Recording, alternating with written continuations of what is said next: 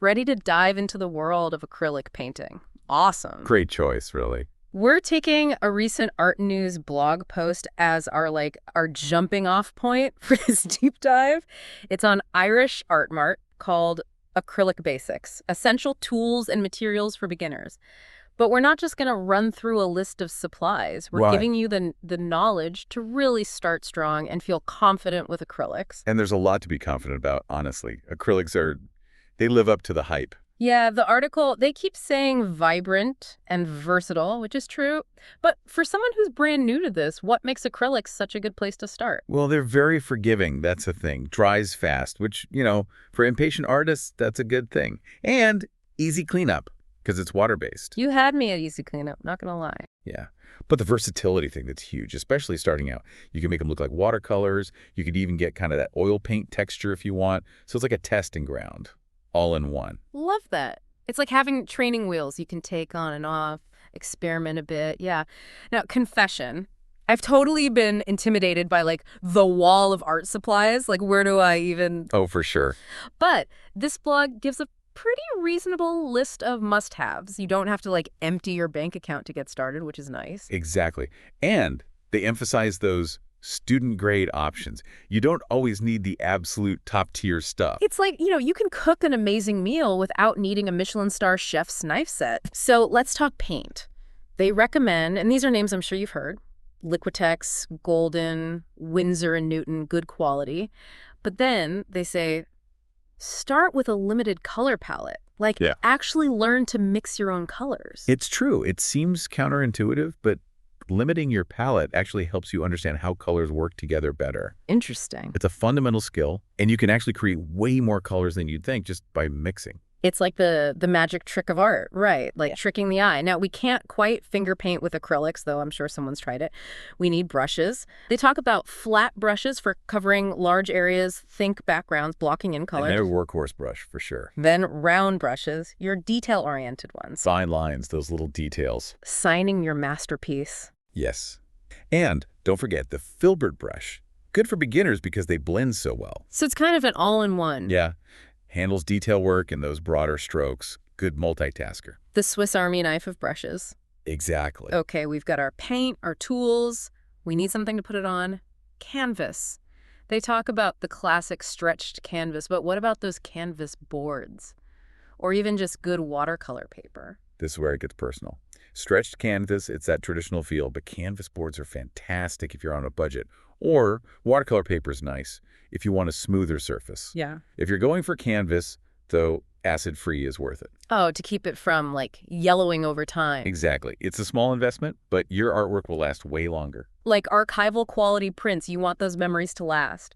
Okay, paint, brushes, canvas, what are we missing? The palette. Duh! Can't forget that. What are you even going to put the paint on? And there's so many options for those, too, it seems like. Oh, totally. Wood palettes, those are classic, easy to clean. But, plastic's super convenient, or even the disposable ones. It's all about your workflow and preference. It really is. Got to find what works for you. And speaking of finding what works, easels. The blog mentions those. And I got to say, in my head, a standing easel just screams, artist at work. But is that essential? Starting out, do I need that? It's nice, for sure, but not a deal breaker. Yeah. You can totally start with the tabletop easel, or even get creative. A sturdy book, the back of a chair. Makeshift easel, love it. Anything that gives you a comfy angle. No need to overspend. Right. And speaking of budget, they have a whole section on that, shopping smart. Always into that. Any tips from that part that stand out? Oh, it's a gold mine. Become best friends with sales. Art supply stores, online especially, always got deals. Oh, for sure. Back to school, holidays, stock up. Yeah. And student discounts. You can swing those. Student discounts never expire, in my heart. But you're right, timing is key. They also talk about buying in sets. Good strategy, right? Absolutely. Usually a way better price than buying individually. Yeah. Plus, it makes you try stuff you might not on your own. Makes you branch out. Got to try new things. Okay, so you've got our paint, our brushes, our canvas. That's the core setup. Yeah, the foundation. But for those feeling adventurous, wanting to go further, they mentioned some bonus tools. Let's talk about those palette knives, mediums, and varnishes. Those are fun. The secret weapons, almost. Palette knives are awesome for texture. Like really thick paint, you can get those cool impasto effects. Oh, right. Makes it almost 3D. Yeah. Or even scrape back layers to reveal what's underneath. So versatile. It's like sculpting with paint almost. Exactly. Now, these mediums they keep talking about, I'm intrigued, but also kind of lost. What are they? Okay, think of them like magic potions for your paint. They change how the paint behaves, how thick it is, how fast it dries, even the finish. No way. Oh, yeah. You want a matte look? There's a medium for that. You want glossy? Different medium, It's like special effects, but for art. basically, yeah.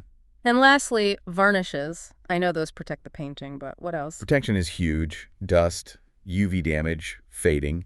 Varnish helps with all that. Yeah. But it also makes the colors super vibrant and gives it that finished look. Like that last professional touch. You know, speaking of finding deals, I've noticed some art stores have those bins of like open stock paints. Oh, yeah, the open stock bins. Are those good for experimenting with? Those are perfect for experimenting. You could try a color without having to buy a whole tube. Those bins are dangerous, though. I always end up like, oh, a color I've never seen before. It's an art supply black hole. Totally.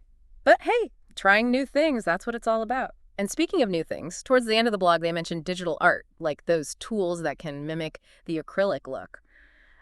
Got me thinking, how does that change things? Like the way people approach painting?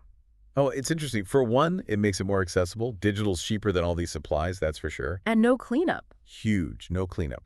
So for someone who might be intimidated by the cost, the mess, digital lowers the barrier to entry. Like it's easier to just open an app than it is to like have all your paints and everything set up. Exactly. And the level of control you have digitally. You can undo stuff, try a million brushes, blend colors in ways you couldn't with real paint. So it could push acrylic painting in new directions, you know? That's cool. It's like having a giant undo button for your art. Right. Yeah. But there is something about traditional painting, the way it feels.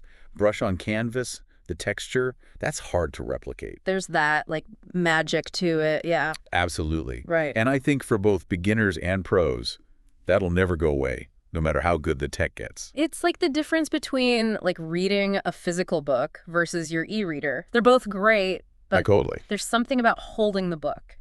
You can't beat it. And on that note, I think that's a good place to wrap up. Okay. We've covered a ton, the supplies, the mindset, even touched on digital a bit.